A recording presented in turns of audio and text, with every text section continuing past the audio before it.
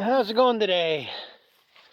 Today's June 6th, and I take it must have been the last day of school because school bus went through here around noon, and they usually never see that. Usually it's around, about 3 o'clock when the first one goes through here, and another one goes through at 4 o'clock. But usually last day of school they have a half day. We've had rain off and on. Had hell of rain there last night, good solid rain.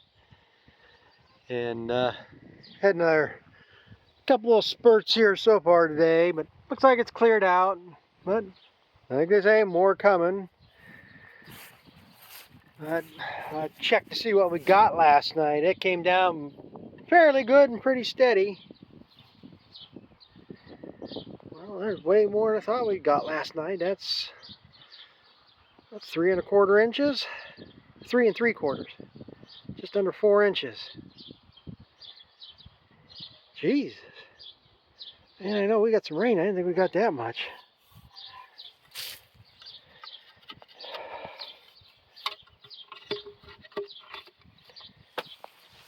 But that's why I don't think we're going to keep getting rains like that. I hope not. But I say for next week we got more rains coming. So this week will be just small little projects and stuff like that. And I can't can't do anything until I get some hay cut. And that ain't going to happen this week.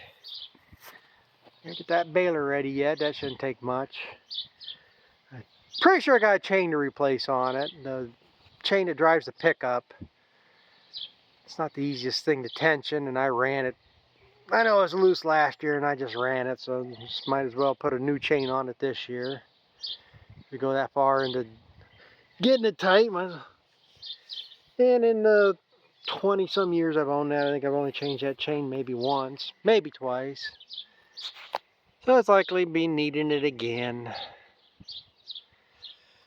But, oh well, like I say, what the hell are you gonna do? Oh, you two shut up. Too damn many of you around here anyhow.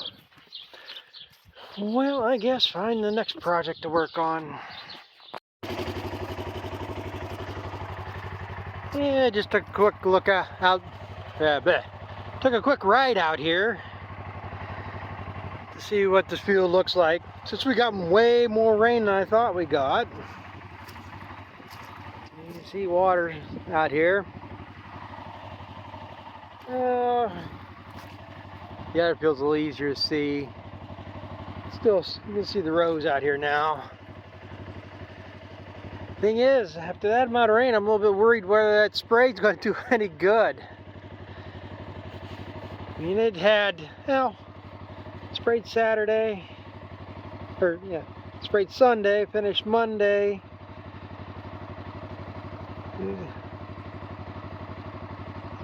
Yeah, it had a good 24 hours on it, so plants should have taken it up, but that amount of rain might have moved it way out of the system. Maybe gets too deep, diluted it out more. We'll see. Just didn't need that much rain on it. Greasy out here. Nice boots sticking to the ground. Turned the corner down there and almost had to put the four-wheeler in four-wheel drive. It just didn't want to go. That's one thing I like about this four-wheeler over the other one I had. I had a lock four-wheel drive and I got four-wheel lock. The last four-wheeler we had was four-wheel drive all the time, and I just don't think that's good for riding up and down the roads. But you're not supposed to do that anyhow.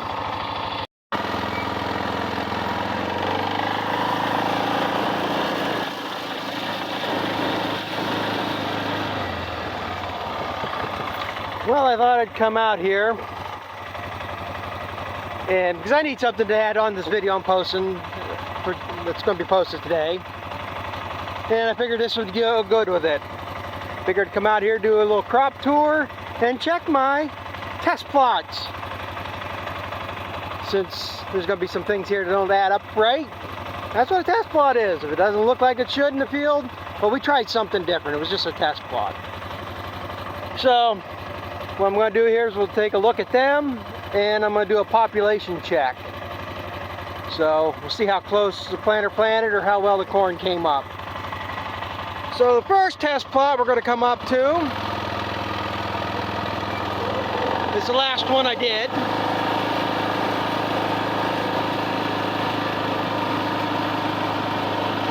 And that is the sweet corn, which was done 2 weeks ago. You see my flags. This is the Silver Queen. That's the Ambrosia. We'll come up here a little bit to make sure the seed is going through the planter at the time. And there is nothing. Nothing. I should see rows fairly easy. So with that being said, I'm not surprised. Like I said when I was planting this, I wasn't worried that the germination was good on the seed because it was kept dry. I was worried because it's been baked. I say, they've planted seeds from the pyramids from 3,000 years ago. As long as it's kept cool and dry, the germination will mainly stay there. But I bet them boxes where that corn was kept are on the corn planter because of that black top. I have no doubt that thing probably reached 140, 150 degrees at times sitting out in the sun. So like I say, it just baked it. But again, that was just a test plot. I wanted to see how well it would work. Now we all know. Now the next test plot I'm going to get up around the corner here.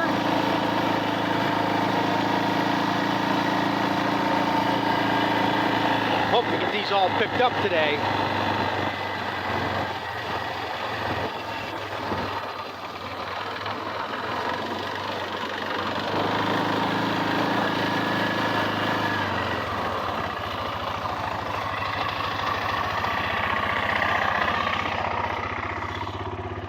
It's right here. You can see where I ran out of spray. That one was missing. Which pass that would have been. Probably was sputtering as it was coming down through there, or no. Probably started running out when I got here because the sprayer was leaning. It wasn't filling the draw out on the tank, and when I turned the corner here to go down, it maybe started spraying again and still missing a couple. So, as you can tell from that to this here, despite that 4 inches of rain, seemed to got a pretty good weed kill on this. Even in bigger weeds, I didn't think it was going to do much to it. Seems to be cooking it. Them are turning brown. That one up there is brown. I don't think it's completely killed them. It's made them sick enough that they're going to be held back, but I'm actually a little bit surprised at that. So now, we'll get up here where I'm between the two fields. I'll get on this side. I only got one set of brakes that works on this thing at the moment. We'll get parked up here in the shade.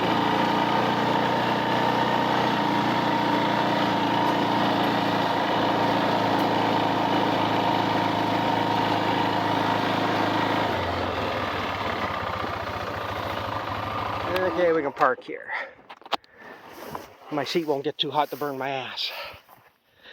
Okay, this is the area where I screwed up. I didn't plant this field right. I wasn't thinking when I did this that I planted this first. And what I should have done, I planted this first. Planted all the same day, don't matter. But what I should have done was planted my end rows and then started was one way. And then when I switched corns, plant my end rows here to where they match up and then continue. But I planted them both separate, so I ended up with this gap in between. Which again, I guess is fine and gives me my mark or the difference between the corns. But we're going to do a population check here. I'll have to set the phone down to set this up. But what we're going to do, if you remember, this is the open pollinated. It's technically supposed to be planted at a lower rate for grain. If I planted it at this rate, that was kind of the rate for silage. I mean, this is lower than what most guys, like I say, are planting 32, 34,000, maybe even higher. But when you're planting 30-inch rows, you get more space between the plants. That's why they go to 30-inch rows, because you can get more plants per acre with less competition on it. I plant 36-inch rows. So to make sure this corn is actually doing better than I thought it was doing at the moment. But anyway, I planted this at 26 thousandths and something. I don't remember. But here's the thing. The next line on that planter, I normally do plant when I was planting, I planted for silage, I was usually planting around 32,000. Well, I wanted to cut that back because I'm going to be grain. I might chop some of this yet. We don't know yet. But I planted this, I thought, at 28,000. The page in the manual there is scuffed up and my eyesight is absolute crap. I was misreading it, which it doesn't matter because I don't have any other option in between, but this was actually over 29,000. It was between 29 and 30,000. Say 29,700 and this is like 26,800, whatever it was. It's kind of mute for what I'm going to do when you're checking the population on a thousandth of an acre. So we're going to see how close this come out. We're going to pick a row. We're going to get it measured out here, and then we'll check this one over here, and we'll see if there's any difference. Now, you have to give me a minute because I got to stretch out a tape measure and get this laid out. Now I went and got this neat book I have. This is 2011 edition. But Corn and Seed Field Guide, published by Penn State. Most of this information is not going to change, especially what I'm doing here now. The thing is, what I wanted to know isn't in this book. This is one thing they handed out a couple years ago, well, 2011, at the spray classes. You know, they give pamphlets and stuff, and this is pretty good. This book's got corn, soybeans, gives you diseases, bug issues, you know, weed control, you know, fertility. This book can pretty much answer any question because I don't care what anybody says. You can be the master at what you're doing. You don't remember everything. So you always got to have something to fall back on, which nowadays usually ends up being the internet, which is what I had to do here. The one thing I could not find in this book is population check. And the way you do a population check is you pick out a 1,000th of an acre. So I had to go to the internet, and if you're planting 30-inch rows, you measure out 17.5 feet, and you count them plants in that. And whatever you get, you times that by 1,000, that's your population. 36-inch rows, which I plant, is 14.5 foot. 38-inch rows goes down to 13.9, and 40-inch rows is 13.1. So I just measured out 14.5 inches, and we'll go count the plants. Now, of course, I don't have the high-speed planter and 99% accuracy and all this other crap, so anything's possible here. But I've found over the years, my finger pickup 7000 John Deere does plant pretty accurate. And you can see we do have, and this being open pollinated, it's going to be hard to gauge what this is. You know, whether it was a misplant there, or whether the seed didn't germinate or what. That's the problem with open pollinated. You're more prone to some of these issues. But from what I've read on this, I think it might actually be a better corn. If you look at it this way, what they're doing with the processed foods you're getting from McDonald's and all this other stuff they're pushing, compared to what it was years ago, now they're telling you how bad they are. I'm not saying these GMO corns and all that's bad, but it makes you wonder sometimes the real reason, if there is anything to what some of these say. And one thing I see on this open pollinated corn, it tends to be a higher protein. Like I say, when I used to chop other corns, 7, 8, 9% protein would be the corn silage. Open pollinated corn could be up to 11-12%. You know, like I say, there's pros and cons of everything. So what we got right here, measured out 14.5 foot. That's where it stopped at. So we'll count the plants. I should either get, I want to see 25, 26, or 27. 26 would be ideal because that's basically what I'm planting, but you're going to have double plants or whatever. And actually, if you have a double plant, you know, if you got two stalks coming up in one area, probably shouldn't, you should only count that as one then. Because with the competition they're going to have, it's probably not going to amount, one plant's not going to amount to much. But we got 1, 2, 3, 4, 5, 6, 7,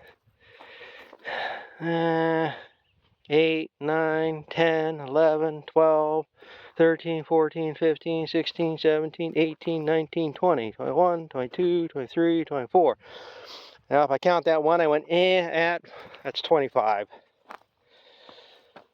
So I take it, population, like I say, this one here, probably not going to amount to nothing. We're missing one there. I don't think there should have been another one there maybe. But overall, it is pretty uniform. We'll do this here. I have to go check the book, but let's see what we got between plants. I don't remember what it's supposed to be. We'll say these two look like a normal spacing. And it's almost 8 inches. That's a little bit wide. I think it's supposed to be around like 6 3/4. But I am fairly happy. I'm satisfied with that. You should do several places, but you can pretty much tell it's pretty much uniform through there. You still got the same amount of missing corn in rows. I mean, it is fairly, well, what's hurting it right now, all this corn. We had 4 inches of rain, then we've maybe had 2/10 since then. You can tell but how hard this ground is. It is getting baked. I mean, there's probably moisture in the ground, but that's what's hurting it. So let me go get this set up here, get a row picked out, and we'll check the population on this. Okay, goal on this field is to be 29 plants. 28 I'll be happy, 29, 30.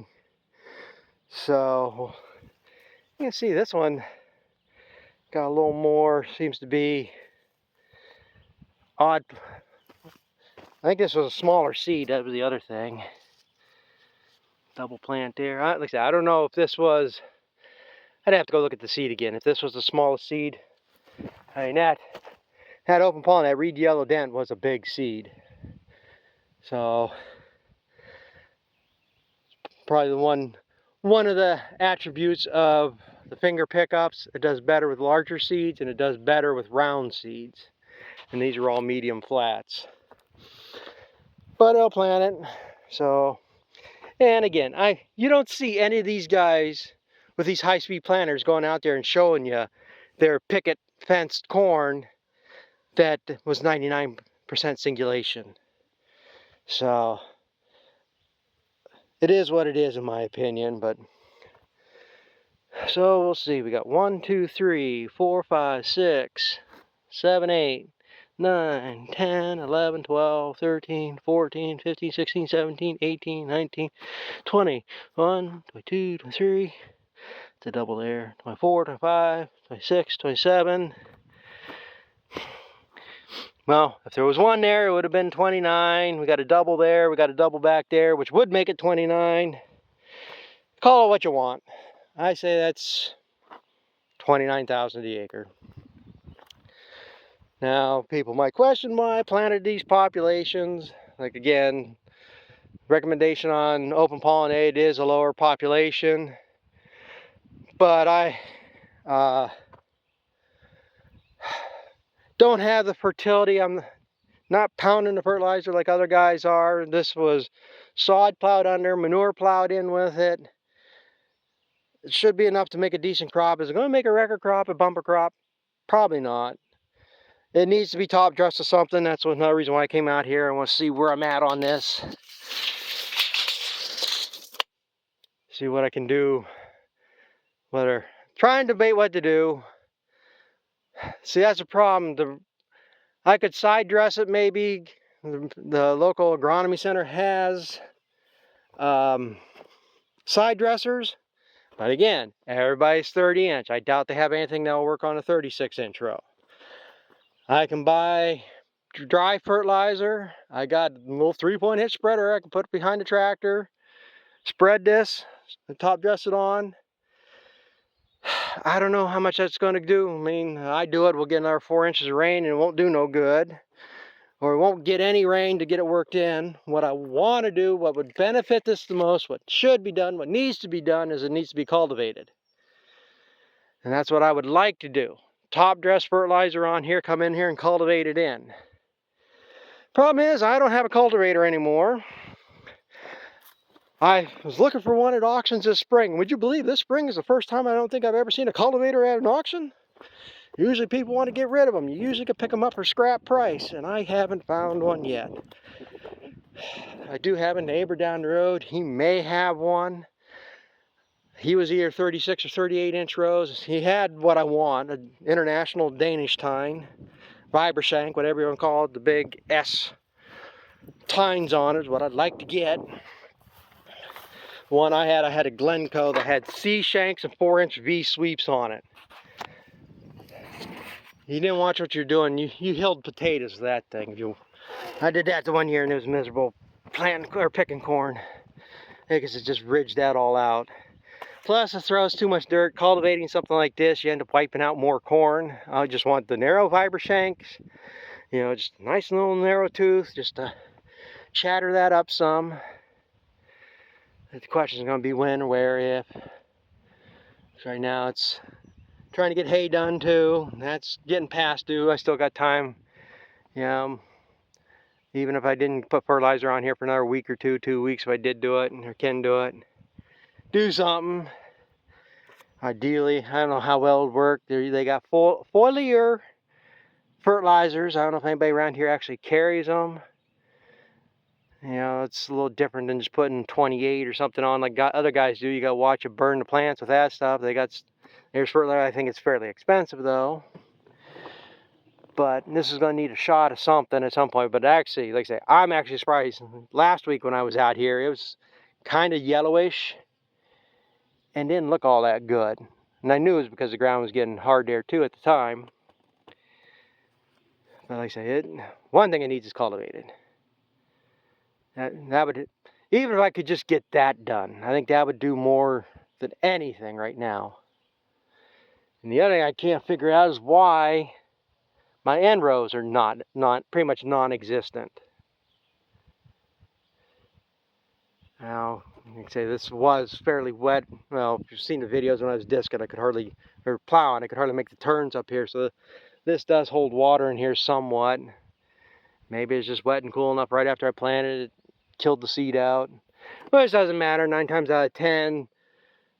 What I'm going to take off of one row right here, I would get off of 4 rows across here. You know, nothing ever really grows on the ends, so it's not that big of a deal. Just wasted seed. And I've thought about just forgetting planting in rows. Just plant back and forth. You know, maybe come in here, make a couple passes, seed. You know, maybe put Sudan grass across the end of the field. Come in here, mow them off, and bale it up to feed cows that way. Because like I say, you never get nothing on the ends anyhow. I would put a cover on it, make some extra feed. In fact, I could probably even do it now. I could come here, take the discs to make a swipe through here, 2 passes, that'd be 26 foot. Bring my grain drill out, make a couple passes, some Sudan grass, and 30 to 40 days, I'd have a cutting here. The only problem is it's pretty much going to be all one way mowing it. There's not enough room to make a turn or what you run down more than what you do. Again, pros and cons. So we're going to go over the hill here and see if we can tell the difference between these 2 corns, because this here, it's all the same variety here, but this had what they called regen seed treatment on it. It's supposed to, I'm not explaining it right, but it's like inoculant that you put on soybeans. It's supposed to help the microbial activity in the soil. It's a coating on the seed, a clay-based coating to help the corn. So they didn't have enough of the 4 bags I bought, so I got 2 and 2. And these outside rows are just untreated, and this strip here is the regen treated. So we'll go up here where I know they're divided. We'll see if we can tell a difference in between them. You can see how dry and cracked this is getting. I mean, this is hurting anything more than anything right now. Okay, where I switched seed, that tree that's down there at the end of the field, I planted and worked out. 1 bag worked right out to that point. So we're gonna look at this. This here is the regen side. I got a good, did get a pretty good weed kill. It looks fairly consistent across there to me. It's a little bit spindly in my opinion. Like I say, I think that open pollinated is a lot fuller leaf plant. And then we'll come over here.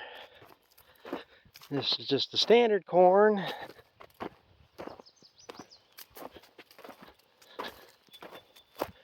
Get down here a little bit, get the same angle across the field.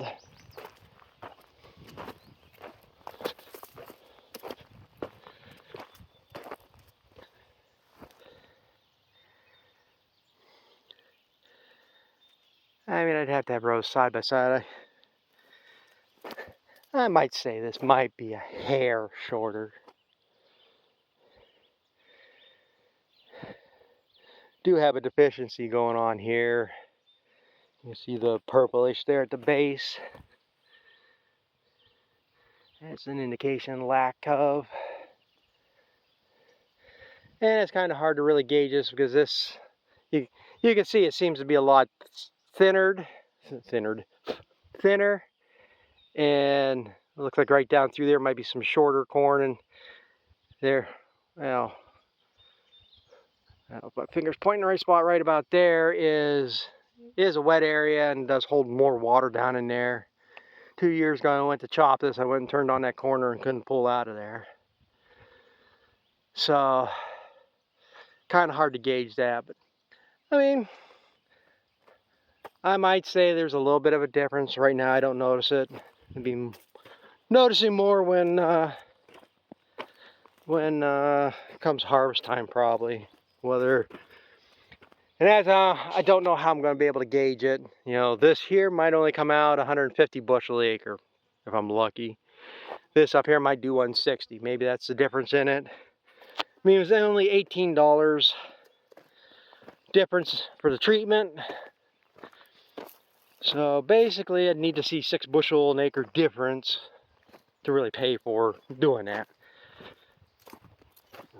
To me, it looks like there's a possibility in the plants. I mean, I do see somewhat of a difference. Slight difference. I mean, maybe I just want to see it. I don't know. But that's what them test plots are looking like. That's what I consider. This is a test plot because without regen, with regen. Sweet corn was crap. Spray material worked. Now, like I say, if we just get a cultivator through this would be ideal. Let me check one more thing here and I'm going to end this video. This is why I keep a reference book. Now this is indicating leaves purpling, which we got purpling of the stalks. I don't see nothing on the leaves. Like I thought that was indicating a lack of something. But it does indicate an issue. It says purpling of the corn plant tissue is a response to an increased concentration of photosynthetic sugars. Early in the season, above ground plant parts may accumulate photosynthetic sugars when root growth is restricted by cool weather, which we had, saturated soils, which we had, soil compaction, which is a possibility, or other stresses, crusted ground. Later in the season, the leaf and stalk tissues of the plants with barren or nearly barren ears may accumulate these sugars. Purpling itself is not a problem, but can indicate problem with root development or kernel set. So, yeah. That's a good possibility why it's purpling there, because like I say, hard ground, we had that 4 inches of rain, saturated it when it was only like this tall. You'll see, as you've seen in the first part of the video, it came out here right after, the day after I sprayed it. So, it's something that could grow out, it should grow out of it. If we get a little decent rain to soften this ground up again, if I get it cultivated, a lot of that will grow out of it probably too, so. So I'm going to end this here. At some point we'll take a tour down to my cousin's because I got another variety with the same thing. No regen, and open pollinated down there. And I planted that open pollinated at this rate. I said to hell with it, I'm going to try it. I got the seed. I'm not going to screw around. I mean, it's 2 seconds to change the population on that planter. But I just put the seed in and I planted. So we're going to see if it makes a difference with 26,000 over 29,000. So there's another test plot. So thanks for watching. We'll catch up with you later. Comment, rate, subscribe. And after this, we'll be getting into the haymaking videos.